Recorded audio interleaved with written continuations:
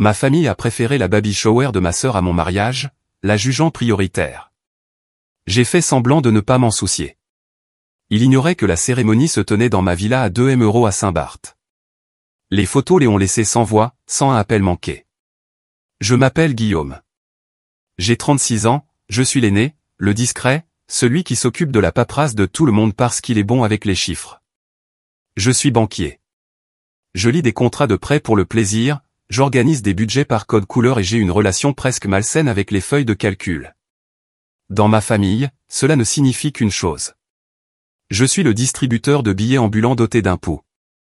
Papa dit que je suis responsable. Maman dit que je suis fiable. Ma petite sœur, Anne, m'appelle quand son solde atteint 12,47 € et que le loyer est dû demain. Mon petit frère, Jacques, m'appelle quand son plan d'affaires de rêve est si proche, frérot, et qu'il a aussi besoin de 8 000 € avant vendredi. Alors, quand les préparatifs du mariage ont commencé, je me suis plié en 4 pour faciliter les choses. J'ai choisi une date qui ne tombait pas pendant les vacances. J'ai prévenu tout le monde un an à l'avance. J'ai même proposé de payer les billets d'avion de mes parents s'ils avaient besoin d'aide. 2 semaines avant la cérémonie, j'ai appelé maman juste pour confirmer. J'étais dans mon bureau, les yeux rivés sur un écran de flux de trésorerie d'entreprise, essayant de ne pas penser au plan de table. Elle n'a pas dit bonjour. La baby shower de ta sœur est la priorité de la famille. Nous ne pouvons pas venir à ton mariage, a dit maman.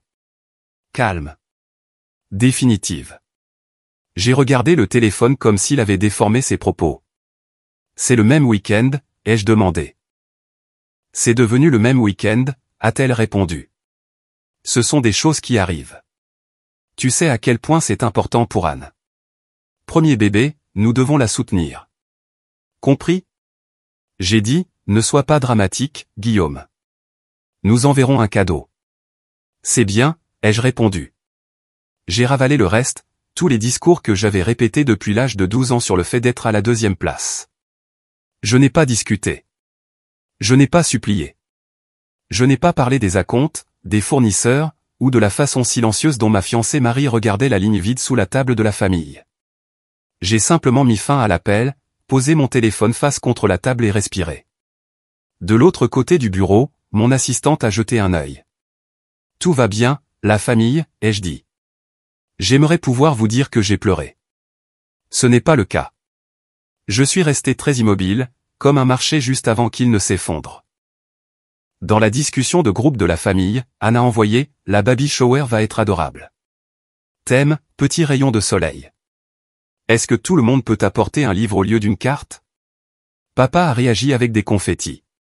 Maman a envoyé 3 cœurs. Personne n'a mentionné mon mariage. Je n'ai rien écrit. J'avais déjà décidé comment j'allais gérer la situation. Ils pensaient que j'allais plaider. Ils pensaient que j'allais négocier. Ils n'avaient aucune idée de ce que j'avais prévu, et ils n'avaient vraiment aucune idée de l'endroit où nous allions nous marier. J'ai juste laissé les bulles de frappe mourir. Je ne suis pas devenu le portefeuille de la famille du jour au lendemain. Cela a commencé doucement. À 18 ans, j'ai eu mon premier stage dans une banque régionale. Mon salaire servait à payer l'essence, les manuels et un fonds pour la maison, ce qui était la façon de maman de dire les courses moins les friandises que je n'avais pas le droit d'acheter. Quand les frais de Pom-Pom Girl d'Anne étaient dus, je me suis porté volontaire. Quand le voyage de l'équipe universitaire de Jacques avait besoin d'un acompte, j'ai proposé. Au moment où j'ai obtenu mon diplôme, ce n'était plus de la charité. C'était une attente. La famille prend soin de la famille, disait papa, ce qui signifiait en quelque sorte que je prenais soin de tout le monde et que tout le monde prenait soin d'avoir des opinions. Quand j'ai atterri dans le crédit aux entreprises, les chiffres sont devenus plus gros. Les demandes aussi. J'ai aidé à refinancer la maison quand les heures de papa ont été réduites. J'ai co-signé le dernier semestre d'Anne quand elle est passée des études d'infirmière à la communication parce que les stages cliniques sont méchants. J'ai payé pour la 2e vraie tentative d'entreprise de Jacques, une boutique en ligne qui vendait du café importé qu'il ne buvait pas. Quand elle a fait faillite, il a blâmé les tarifs postaux. Chaque fois que j'hésitais, maman trouvait une phrase qui mariait culpabilité et soi. Tu as de la chance, Guillaume. Tout le monde n'a pas ce que tu as. Tu le dois à tes frères et sœurs. Ce que j'avais, un studio avec un bureau qui vacillait et une voiture qui ne démarrait qu'à la 2e tentative. Ce que j'avais, c'était la discipline de dire non au pain grillé à l'avocat et oui à mon plan d'épargne. Je n'avais pas de chance. J'étais ennuyeux. Les banques aiment l'ennui. Quelques années plus tard, j'ai eu une promotion. J'ai déménagé dans un bureau plus grand avec des murs en verre et une plante que je maintenais en vie grâce à des rappels. J'ai commencé à faire du conseil à côté, en toute légalité. Tout a été déclaré pour aider les petites entreprises à structurer correctement leurs dettes. C'était bien payé. Je n'ai rien posté à ce sujet. Je ne poste rien. Ma famille supposait que mon salaire était un bien public. Anne a commencé à sortir avec un gars nommé Kevin qui collectionnait les baskets et faisait des chèques sans provision. Ils se sont mariés après une année tourbillonnante. Il a perdu son emploi 2 fois. Chaque crise finissait dans ma boîte de réception. Guillaume, peux-tu juste couvrir le loyer ce mois-ci?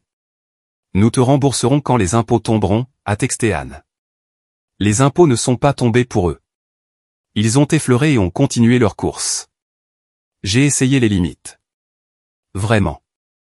J'ai envoyé des feuilles de calcul. J'ai suggéré des budgets. J'ai acheté à Anne un livre sur les petits pas et les boules de neige. Elle a dit que c'était condescendant. Le printemps dernier. Papa m'a appelé du concessionnaire. Nous avons trouvé un SUV fiable pour ta sœur, a-t-il dit, la voix enjouée. Il nous manque un peu pour la compte. Juste 4 000 €.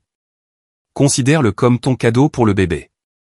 J'ai déjà envoyé une poussette et 1 an de couche, ai-je dit. Il a soupiré.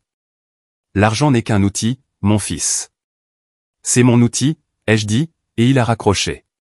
3 jours plus tard, j'ai découvert que mon nom était de toute façon sur le prêt. Papa connaissait quelqu'un. Mon score de crédit a pleuré. J'ai gelé mes rapports et appelé la banque. C'était un désordre. Nous avons démêlé ça après une semaine. La conversation avec maman a été la pire partie. Tu rends les choses laides, a-t-elle dit. Nous avions besoin d'une solution. Vous avez commis une fraude, ai-je dit. Gros mot, a-t-elle répondu. La famille ne poursuit pas la famille. Je ne l'ai pas fait. J'ai, cependant, arrêté de rendre visite le dimanche. Puis est venu le mariage. Marie et moi étions ensemble depuis des années. C'est la personne la plus calme que je connaisse, une professeure de mathématiques qui aime les secondes chances et le café bon marché. Elle m'a regardé porter ma famille comme un deuxième emploi et n'a jamais dit une seule fois « laisse-les tomber ».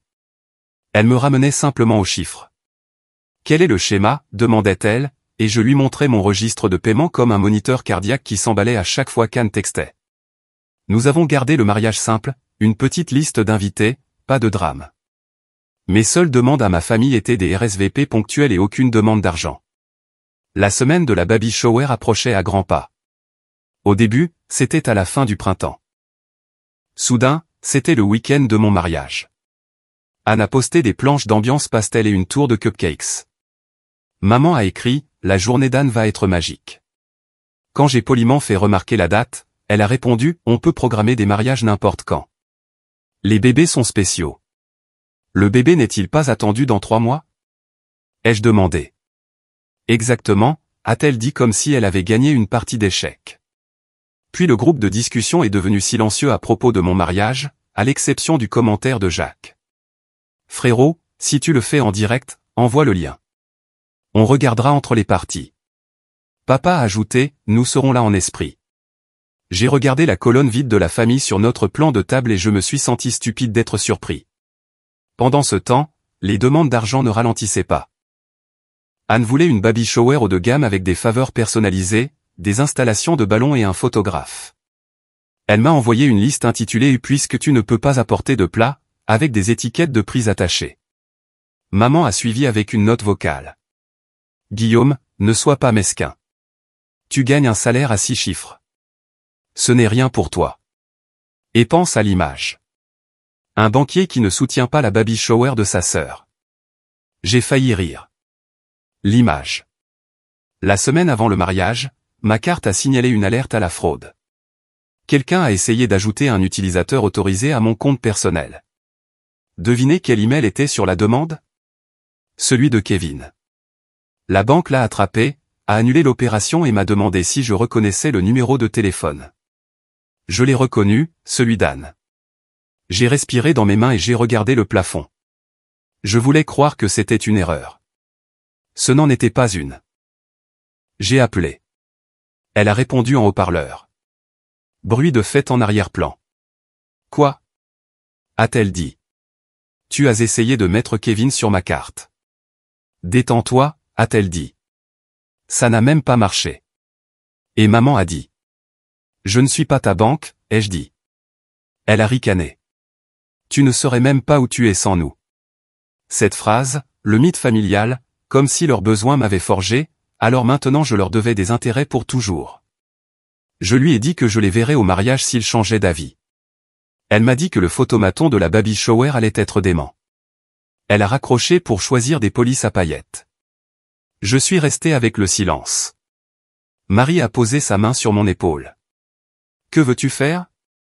Rien, ai-je dit. Pas avec eux. Et nous? A-t-elle demandé. Nous. J'ai finalement souri. Tout. Le point de rupture n'a pas eu lieu lors d'un appel téléphonique. C'est arrivé dans une cuisine joyeuse avec des torchons à citron et un bol de citron qui était faux. J'étais passé chez mes parents pour déposer le programme du mariage, une courtoisie. Je les ai trouvés en pleine chaîne de montage pour les faveurs de la baby shower. De minuscules pots de miel avec des étiquettes au baby. Papa n'a pas levé les yeux. Maman, si. Si tu es venu t'excuser, j'accepte, a-t-elle dit comme si j'avais fait quelque chose. Pourquoi? Ai-je demandé. Pour avoir compliqué les choses. J'ai posé les programmes sur le comptoir. Je suis ici pour les déposer et pour clarifier une chose. Guillaume, a-t-elle dit, un couteau à sucre dans la voix. Ce n'est pas le moment. C'est exactement le moment. Anne est entrée, une main sur son ventre, l'autre sur son téléphone. Si tu n'apportes pas le bar à mimosa, au moins ne gâche pas l'ambiance. J'ai ri. C'est sorti sec. D'accord. Elle a levé les yeux au ciel. Pourquoi es-tu comme ça? Ce n'est pas de notre faute si tu as choisi un week-end qui ne fonctionnait pas. Je vous ai donné la date il y a 1 an. La vie arrive, a dit maman, déjà ennuyée. J'ai sorti mon dossier. Oui, j'ai apporté un dossier. Je suis une personne qui n'est pas financée par les fonds publics et qui apporte des reçus. J'ai fait glisser un grand livre imprimé sur le comptoir. Date, montant, mémo, Lydia, chèque, virement, 7 ans de juste cette fois. Voici tout ce que j'ai couvert pour cette famille, ai-je dit. Le paiement de la maison pendant le chômage partiel de papa. Le rattrapage des frais de scolarité. Le loyer de Jacques quand il s'est fait expulser. La facture médicale d'Anne en 2021. Les vols pour notre dernier Noël. La compte surprise du SUV qui a utilisé mon crédit sans demander. Le prêt pour l'entreprise de café. Les frais de découvert que personne n'a jamais vus. La mâchoire de papa s'est crispée. Maman n'a pas touché le papier. Ce n'est pas juste, a-t-elle dit. Ce sont des faits, ai-je dit. Et en voici 2 de plus. 1. J'ai fini de financer tout ce que je n'ai pas personnellement choisi. 2. Si vous ou vos maris essayez de vous ajouter à l'un de mes comptes à nouveau, je déposerai des plaintes à la police.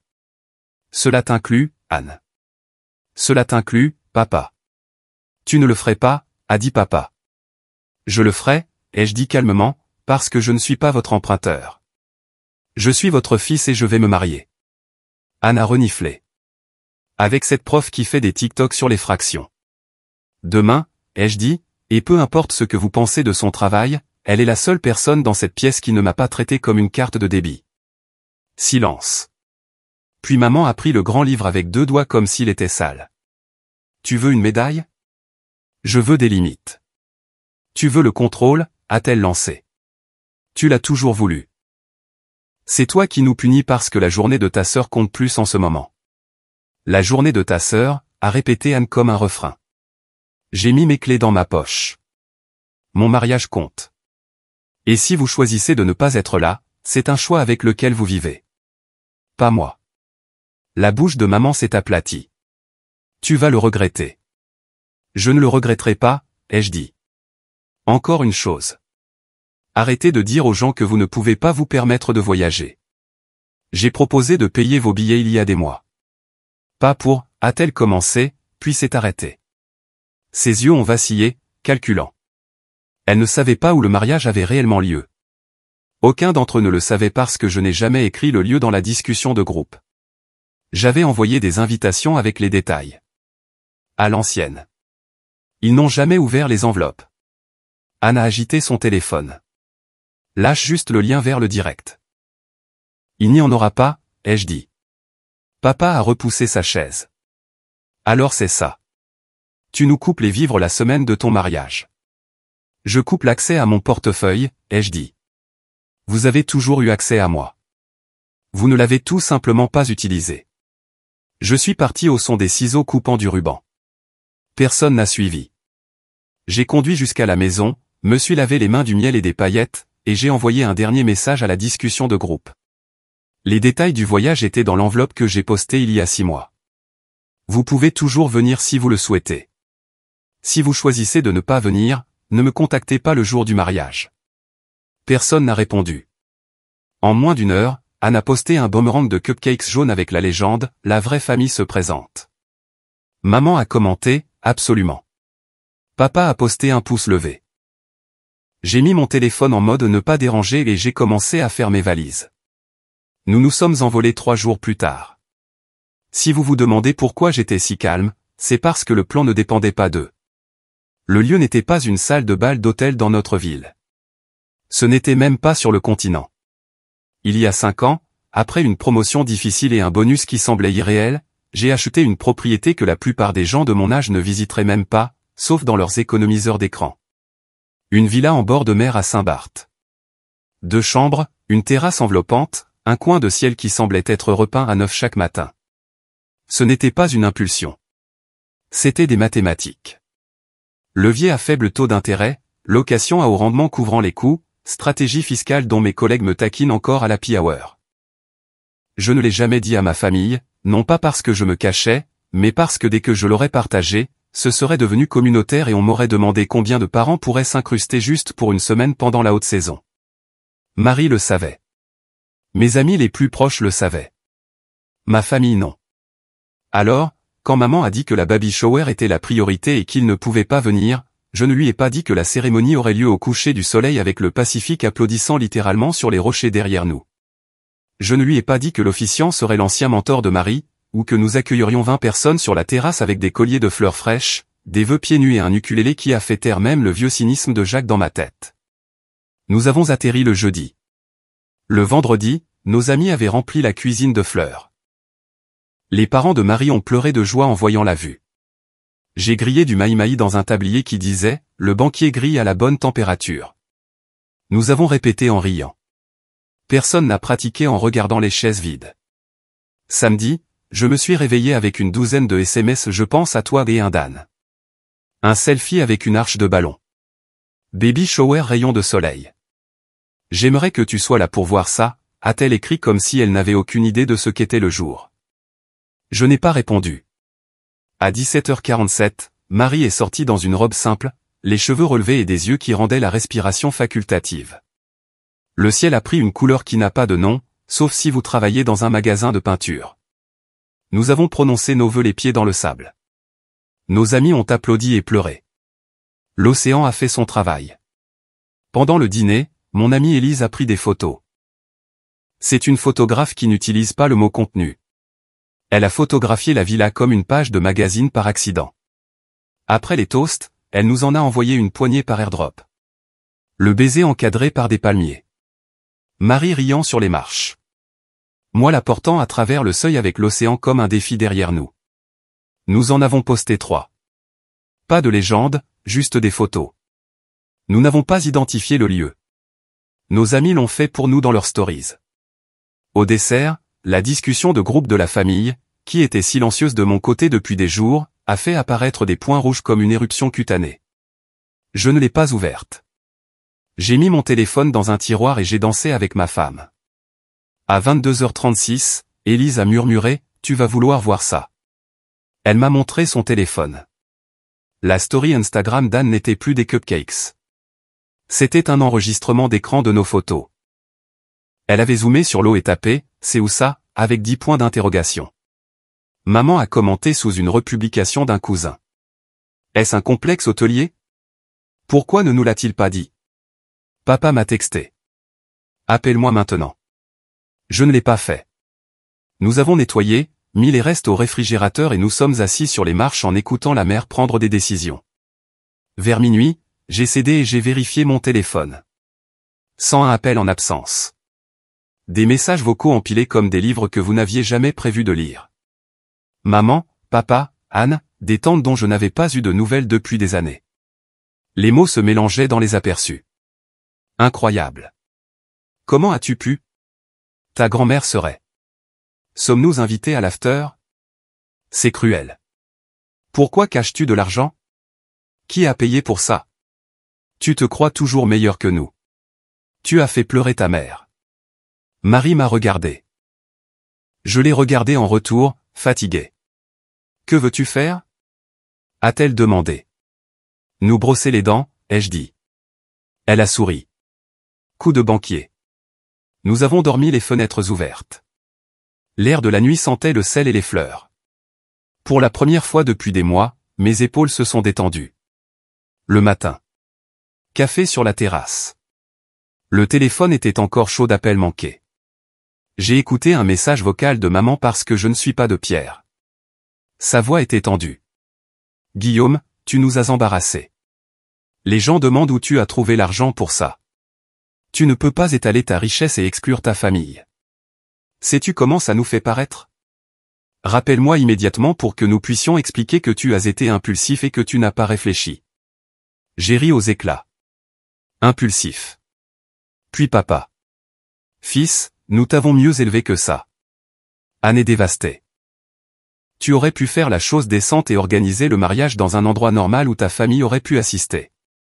Tu as mis ta sœur dans une position terrible. Puis Anne. Alors tu as joué aux riches pendant que nous luttions. Waouh. J'espère que ton océan te tiendra chaud quand tu n'auras pas de famille. J'ai tapé un seul message dans la discussion de groupe et j'ai appuyé sur envoyer. J'ai envoyé des invitations avec tous les détails il y a 6 mois. Vous avez choisi de ne pas venir. Vous avez également essayé d'accéder à mes comptes sans permission. Ça s'arrête maintenant. Ne me contactez plus jusqu'à ce que vous puissiez vous excuser sans excuse. Les accusés de lecture sont arrivés comme de petits oiseaux gris. Les cousins ont commencé à m'envoyer des messages privés. Mec, c'est épique. Félicitations. Une tante a écrit en privé. Fier de toi. Ne les laisse pas déformer les choses. Aussi, c'est au. Une des amies d'Anne, quelqu'un qui m'avait tranquillement regardé payer les additions pendant des années, m'a envoyé une capture d'écran des messages privés de maman se plaignant que je les avais pris au dépourvu. Je n'ai pas engagé la conversation. Je n'ai pas expliqué les maths ou l'hypothèque ou les revenus locatifs ou comment j'avais passé ma vingtaine à dire non aux vacances pour pouvoir dire oui à ça. Je ne leur ai pas dit que la villa n'était pas pour frimer. C'était la première chose que j'avais achetée entièrement pour moi. À midi, papa a finalement écrit « Nous arrivons ». Quelle est l'adresse? Pas de point d'interrogation. Marie a serré ma main. Tu les veux ici? Je les ai imaginés sur la terrasse, picorant les coins de notre bonheur, demandant combien tout coûtait tout en prétendant qu'ils ne demandaient pas. J'ai imaginé maman posant avec la vue comme si elle l'avait mérité. J'ai imaginé en exigeant une nouvelle baby shower devant l'océan. Non, ai-je dit. Je veux du calme. J'ai tapé, nous sommes en lune de miel. Veuillez respecter cela. Il a répondu par un pouce vers le bas. Maman a envoyé irréel. La journée s'est déroulée sans leurs ombres. Nous avons nagé. Nous avons fait la sieste. Nous avons mangé des fruits qui avaient le goût que la couleur orange est censée avoir. De temps en temps, le téléphone vibrait avec l'opinion de quelqu'un d'autre. Je l'ai éteint. De retour à la maison, quelque chose a changé. Papa m'a contacté une semaine plus tard, moins le torse bombé. Nous devons parler de certaines factures. Les temps sont durs. Le vieux rythme. Allusion, demande, insinuation. Je lui ai envoyé le numéro d'un conseiller en crédit. Il a répondu, alors, tu abandonnes ta famille. 2 jours après, un cousin m'a dit que la baby shower s'était transformée en dispute. Anne a découvert par la republication de quelqu'un où nous avions été. Elle a confronté maman sur le fait de l'avoir caché. Maman a dit, Guillaume aurait dû nous le dire. Papa a blâmé l'influence de Marie. Kevin a demandé si la maison était tentant partagée sur un ton qui disait qu'il avait cherché des hypothèques sur Google et n'avait rien appris. L'univers les a réarrangés sans mon effort. Marie et moi sommes allés au cinéma un mardi pour la première fois depuis des mois. J'étais assis dans le noir, je lui tenais la main et j'ai ressenti une étrange nouvelle légèreté. Je m'attendais au deuil. J'ai eu du soulagement. L'idée d'une famille que je n'ai jamais vraiment eue me manquait. Les vrais étaient occupés à essayer de trouver qui blâmer maintenant que le distributeur de billets avait une pancarte hors service. J'avais l'habitude de penser que la bonne combinaison de cadeaux, de renflouement et de patience ferait que ma famille me verrait. Je pensais que si je continuais à me présenter, ils me rencontreraient à mi-chemin. C'était mon erreur de calcul. J'ai traité l'amour comme un prêt qui s'amortirait si je lui donnais suffisamment de paiement. Ce n'est pas le cas. L'amour n'est pas une dette. C'est un choix. J'avais aussi l'habitude de penser que partir serait comme claquer une porte. Ce n'était pas le cas. C'était comme fermer un onglet qui actualisait automatiquement le drame depuis des années. Le navigateur existe toujours. Je ne clique simplement plus dessus. Une semaine après notre retour, je me suis assis avec un stylo et j'ai écrit des lettres. Pas des emails, pas des SMS. Des lettres, une à maman, une à papa, une à Anne, une à Jacques. Simple, direct, sans métaphore, sans chaleur. J'ai écrit que je les aimais et que l'amour n'était pas une limite de crédit. J'ai écrit que je ne couvrirais plus de factures, d'acomptes, d'urgence ou de petits ponts temporaires. J'ai écrit que les tentatives d'accès à mes comptes signifieraient des rapports de police, pas des réunions de famille. J'ai écrit que j'étais ouvert à une relation basée sur le respect au lieu des virements. J'ai écrit que les excuses devaient dire nous avions tort sans un mais. J'ai écrit que s'ils avaient besoin d'aide pour trouver des ressources, j'enverrais des liens une fois. J'ai posté les lettres et j'ai rallumé mon téléphone. Le premier appel auquel j'ai répondu était de tante Rosa. J'ai vu les photos, a-t-elle dit. J'ai pleuré. Pas à cause de la vue, mais parce que tu avais enfin l'air d'être à ta place dans ta vie. Le deuxième était du père de Marie. Fier de toi, mon fils, a-t-il dit, et cela a atterri dans un espace que mon propre père n'a jamais rempli. Anne a posté une story le lendemain, un mème mesquin sur l'argent qui change les gens. Je n'ai pas répondu.